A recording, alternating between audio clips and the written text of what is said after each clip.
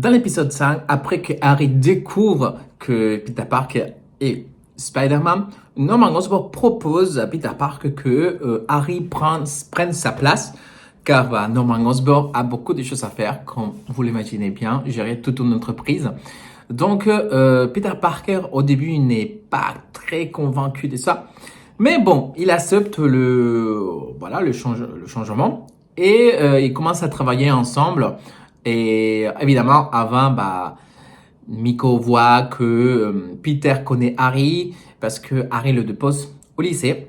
Et du coup, commence à être un peu jalouse parce que Peter Parker commence à faire des choses avec d'autres personnes à part elle. Et du coup, on voit un peu cette inquiétude de que elle se trouve à côté, quoi. Un peu mis de côté. Donc, l'histoire avance. Aussi, on voit qui est derrière tous ces appareils technologiques. Évidemment, comme on a vu à la fin de l'épisode 4, c'est Dr. Octopus. Quand une des braqueurs arrive dans leur magasin technologique et du coup, elles prennent un artefact, une espèce de casque qui lance des rayons laser. Et du coup, elle s'y dirige après à libérer ses collègues braqueurs. Donc, il s'adresse là-bas, il commence à libérer. Du coup, Peter Parker, en tant que Spider-Man, arrive et commence la bataille. Évidemment, Harry est en train de l'aider, etc.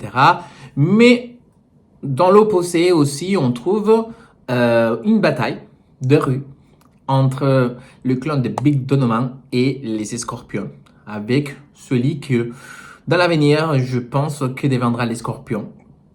Et du coup, il y a une bataille, etc.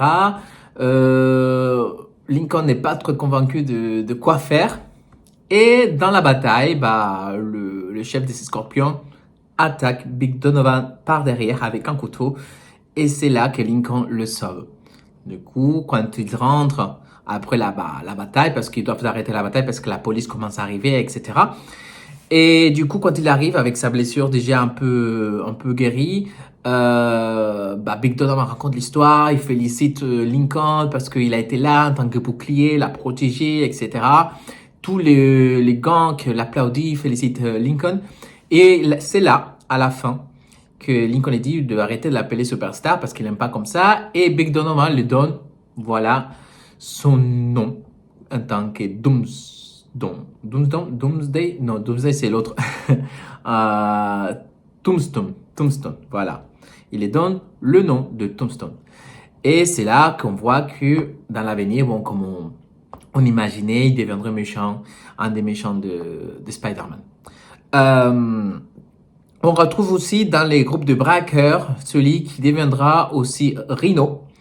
Parce que, bon, Spider-Man sauve Rhino dans l'attaque d'une des braqueuses, qu'on va l'appeler Licorne, parce que avec son casque, etc. Et du coup, l'autre le menace en disant que voilà, il l'a sauvé, mais si son recroise, il va pas tenir en compte dès qu'il a sauvé parce qu'ils sont déjà quittes. Donc, bon, voilà. Donc, sûrement, dans l'avenir, on retrouvera Rhino en train de se battre avec Spider-Man. À la fin, on rentre dans la vie quotidienne de Peter Parker, en train de galérer entre sa vie de super-héros et sa vie en tant que Peter. Et il oublie qu'il avait un rendez-vous avec sa copine Nico pour aller voir un film.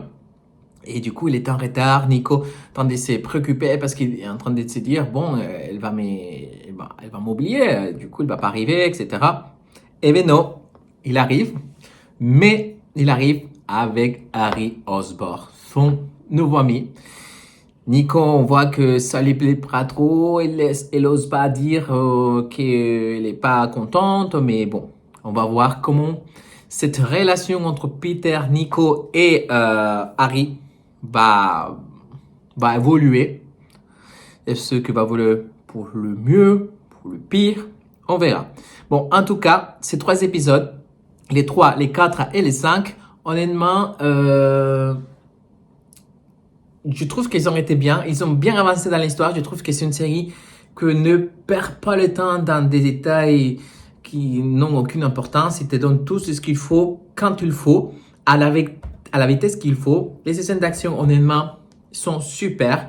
Mais si je dois choisir un épisode de ces 3 épisodes, je choisirais l'épisode numéro 3. Ça a été le meilleur. Et je trouve que la série, petit à petit, commence à monter.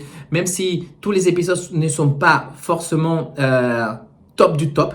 Par exemple, le 3, c'est le meilleur. Les 4, voilà, moyen. Et les 5, normal. Mais on trouve que ça avance, l'histoire avance.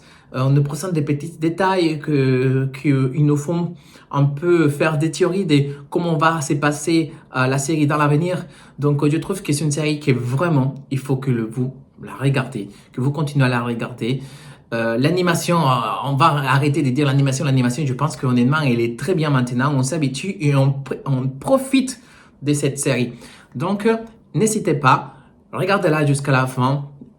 Laissez vos commentaires parce que j'ai envie de partager ton avis, le mien et celle des autres pour voilà, discuter sur cette série que je trouve que Marvel Animation est en train d'exploser leur compteur des fans qui sont ravis de se retrouver avec un vrai Spider-Man dans leur écran.